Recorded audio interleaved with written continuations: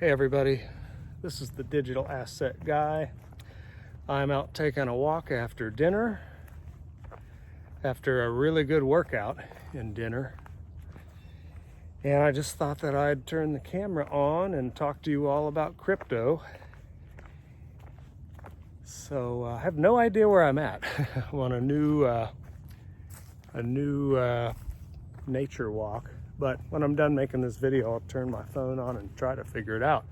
But we got a nice lake here. I think these trails wrap around. But anyway, so first order of business. I've got a lot of people calling, texting, messaging me about Coinbase. Coinbase has been the #1 crypto exchange. I've had pretty good experiences with Coinbase, but lately people are calling, texting, messaging me. Some of them freaking out, rightfully so, because they're getting locked out of Coinbase. Now, in Coinbase's defense, a lot of these people don't have security set up.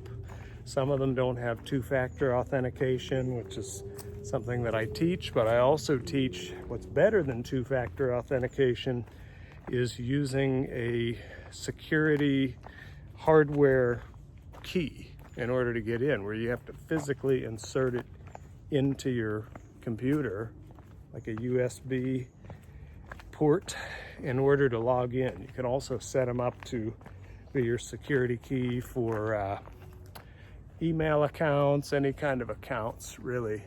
And it's a really great thing. So anyway, that might be some of the issue, but I have a client who's got a significant amount of money on Coinbase in crypto. He can't get to it. Not a good situation. So that's a major thing. I no longer rely on Coinbase to even buy or sell crypto. I've moved on to a crypto custodian. I don't want to get into all the specifics of promoting on here. This is just a general information channel. Wow, look how pretty that is. But anyway, if you're interested in information on using a crypto custodian, get in contact with me and I'll help you out with it. It's a much better way to go, because an exchange like Coinbase, they just help you buy and sell. You're not really supposed to keep it on there. They don't custody your crypto like a crypto custodian does, where if they're a custodian, it is their job to safely hold your crypto, and you sign papers where they're agreeing to that thing. So it's a much better way to go, in my opinion. Let me know if you have any questions about setting that up. So that's the first thing, people calling me saying they can't get into Coinbase. I've also got people calling, messaging, texting, or just coming up and talking to me in my hometown about the Genius Act, the Clarity Act, and the Anti-CBDC bill. These are all wildly important in crypto. I've been teaching for years in my classes about stable coins. The #1 argument that I get, the case against crypto, is probably, how could we use it? It's too volatile. It goes up and down. We'll never be able to use it. Simple, stable coins. A lot of people don't even know what they are, but in my class, I've went over the basic ideas, and they're stable, pegged to the US dollar in value, although they have the properties of certain blockchains. Like, for example, RLUSD is Ripple's stable coin that they just launched. And it's stable, pegged to $1, but it doesn't take 2 to 5 business days to get it from one place to the next. It takes 2 to 5 seconds because it's on the Ripple blockchain. So you can have stable coins that have, different properties that are better than just using the US dollar. So, in my opinion, unless you want to wait 2 to 5 business days instead of 2 to 5 seconds, whoa, this trail is a little challenging, but I kind of like it. So Anyway, the Genius Act basically gives clear guidelines. I'm not going to get into all the specifics because it's really kind of complicated, but basically it gives clear guidelines for stablecoin usage in this country. Very, very important.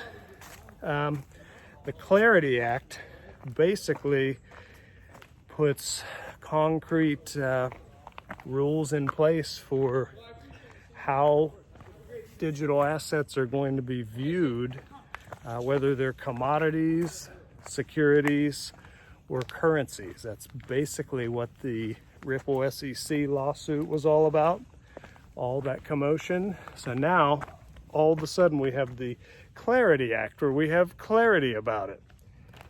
In my opinion, I gotta be careful what I say, but I think the whole Ripple SEC lawsuit might have been in order to get the spotlight on the huge problem that we were facing with crypto and the regulators, and then fix that problem. So Clarity Act basically outlines what's a security, what's a commodity, and what's a currency. So that's very, very important. Anti-CBDC bill, maybe the most important one, basically says we're not going to have a central bank digital currency. I've been teaching about central bank digital currencies, what they are not, for years as well. Central bank digital currency is not a cryptocurrency. A central bank digital currency is a digital currency, but just because something is a digital currency does not mean that it is a cryptocurrency. For example, CBDCs are majorly centralized because the government controls them. Not good. It's basically what the US dollar is, only it's not fully digital because we still have cash. We're printing more and more and more cash, getting more and more inflation. So anyway, the CBDCs, they could do whatever they wanted with it. Yeah, they could make more, they could make less. You could get paid in the CBDC, and then they could say, oh wait, what is that? Oh, I guess it's just like a stick or something that's out there in the water. Beautiful country out here. But anyway, they could pay you in CBDC, and then if you don't spend it in time or on what they want you to spend it on, they could make it disappear or make it less. So we don't want things like that. So basically, that's what it said in the bill, was no central bank digital currency. So that's why those three bills were such a big deal. And I think they were dropped right at the right time, in the market. I've been through about 4 or 5 bull runs. I guess you could argue some of them were bull runs, some of them were retraces. But I think, right now we're about to reach that euphoric part of the market cycle where everybody's grandma's buying Bitcoin, or maybe if they're a hip grandma, they're buying some Ethereum, and then maybe if they're like a giga grandma, they're buying some XRP. But we haven't even hit that part of the cycle yet. I think it's coming, but I think these bills being signed were the beginning of that switch being flipped. Wow, look how pretty this is. I just love going walking and exploring. So anyway, I also wanted to talk about blockchain backers' very emotional video that he released about, I think he called it 702 Fellowship. And it was basically a digital avatar, video with avatars where blockchain backer and friends are climbing up the mountain, where it looks like the charts with the red candles and the green candles, and and people are they're falling off. He's trying to pull them back on, and that's kind of what the last 7 years was like. I mean, there were days where I wanted to give up and sell, and I knew that there's just something so big behind this whole thing with Ripple and XRP. You know, I chose not to, but there were a lot of people who didn't make it. So I posted my own little video kind of me watching this in front of my TV, and I actually got kind of emotional. I'm usually a tough guy, you know, but I got kind of emotional because watching the people fall off the cliff, it reminded me of people who I've known in the XRP community who maybe gave up too soon. They've sold at a loss. Their life's never going to be what it would be. Well, I shouldn't say that, but their investing life is not going to be what it would if they would have stayed in. And they've got to live with that now. I'm not saying I blame them for selling because it was tough, you know, but just is what it is. And then seeing, there's a part of the video where like a young girl falls off the cliff, and blockchain backers trying to help pull her back on. And you know, got me thinking. It reminded me of somebody who kind of fell off the cliff. They weren't invested, but they were on the journey with me, which was probably my most serious girlfriend, now ex. She kind of fell off the cliff. You know, she, in her defense, she never wanted to be on the journey, but dating me, she kind of didn't have a choice, but kind of did when she chose to date me. And everything was great for about 3 years. And, you know, crypto's a huge part of my life. I'm the digital asset guy. People laugh when I say that and stuff, but you know what? It's very important to me. A lot of the people who make fun of me, you know, how do I want to say this? Maybe they shouldn't make fun of me. If they ever want to talk numbers, maybe they'll find that out. I mean, some of them, not most of them. But anyway, so got me kind of emotional when I watched this video, and you know, realized it really got me thinking. I've even known XRP holders who died. There was a strong member of the community who actually got cancer and passed away. So he never got to see this happen. You know, we've had XRP at all-time high for like 4 days now, and we got those 3 bills signed.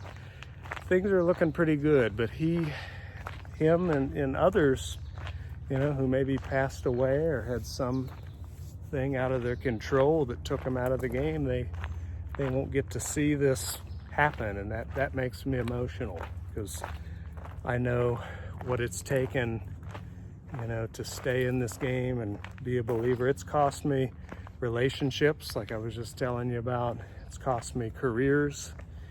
It's cost me friendships. I've had a lot of friends, you know, that guy's crazy, we're not gonna hang out with him anymore or whatever. And you know, so I'm just saying, after all that, it makes me emotional when I see the folks who didn't make it. So blockchain backers video was emotional for me. A lot of people did not understand why. I had all these people coming up to me last Friday night saying, "Are you okay? You were crying. We've never seen you, you know, cry in a video before." I mean, I don't know, but it's just, you know, somebody asked me, "Why would you post that?" or whatever. It's because I want it documented. You know, it's part of this journey, and it's part of the story. I want to teach people what I've learned. I want to show how it affects me, you know, and I don't know, maybe somebody will watch it years or a decade from now or 100 years from now or something and say, this is when digital asset guy got emotional the one time when blockchain backer posted this video about the journey, you know, and it's part of it. So a lot going on lately. I'm really excited about what's going on in the market, to say the least. It's been a really long journey. It's been a great one. It's very life-changing. Really takes a hold of you at this part of the game. One of my concerns right now, though, is that people who are just entering the market, entering the space for the first time, I am concerned that people are going to get very wrong-footed in this last part of the market. I've got people who they have shown some interest for like 6 years, but they've never really taken action, and now all of a sudden they're calling me, hey, I watched it went up more and now I'm ready to do it. Now I can really go for it. And I don't ever give financial advice. But I mean, I'll help anybody learn about crypto or set up an account or set up a wallet, talk to you about exchanges. I don't give financial advice, but I'm afraid people are about to, geez, bugs, crazy out here. I'm a little concerned some people are about to get wrong-footed. If we go up on this last part of the market cycle into the euphoria, I'm afraid that when we start coming down, the newbies are gonna start saying, I'm gonna buy the dip, and get wrong-footed. Oh dear. Very cool. Anyway, that's one of my major concerns. Again, I don't give financial advice. It's something that happens every market cycle, so you want to watch out for that. The truth is, most people do the exact opposite of what you need to do. You know, you got to buy low, sell high. Most people do the exact opposite. I mean, they really do. In the bloody bear market, you know, I hardly have anybody who, you know, calls me or anything. And then in the bull market, everybody's blowing up my phone, buying it when it's high, and then it goes down and, oh, I don't, it went down. I thought it was going to go up, and then they sell. They did the exact opposite. You know, you got to be in this stuff when nobody wants it. Okay. Buying the bottom feels just as bad as selling the top. That's not my saying, actually, though. That's blockchain backers. Got to give credit to blockchain backer. But that's what I see a lot. So that's one thing I'm a little concerned about. But it's all part of the game. I'm really, really excited. This has been so life-changing to me lately. It's been hard to sleep. We call this no sleep season for a reason. We're in it right now, and I think it's going to get even more exciting. So, okay, we're going on about 18 minutes. People keep telling me that I make my videos too long, so I'm going to go ahead and end it here. Digital asset guy out. I'll talk to you next time.